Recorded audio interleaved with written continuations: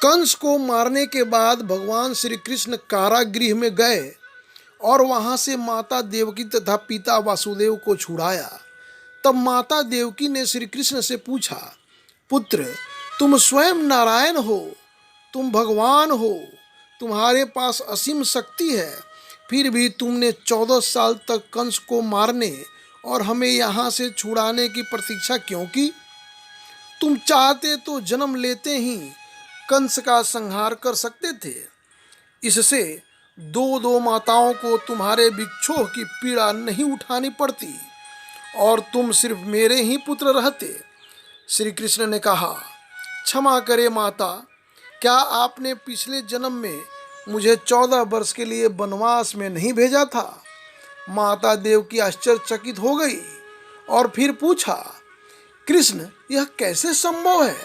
तुम ऐसा क्यों कह रहे हो? कृष्ण ने कहा, माता, आपको अपने पूर्व जन्म के बारे में कुछ भी स्मरण नहीं है, परंतु तब आप माता कैकेयी थी और पिता वासुदेव ही राजा दशरथ थे।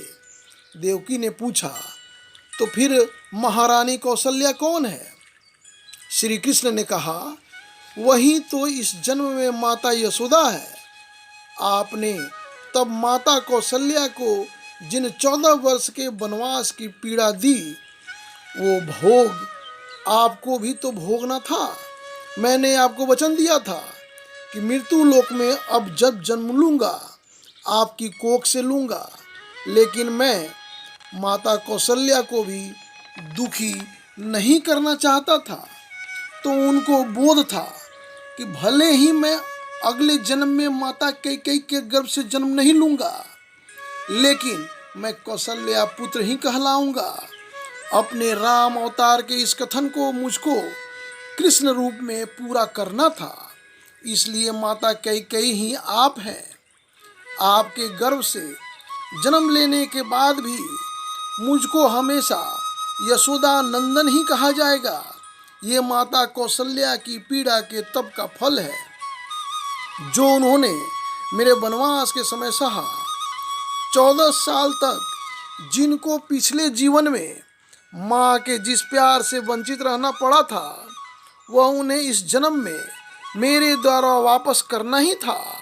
माता, प्रत्येक जीव को इस मृत्यु लोक में अपने कर्मों का भोग भोगना ही पड़ता है, यहाँ तक कि मैं स्वयं भी इससे अछूता नहीं हूँ।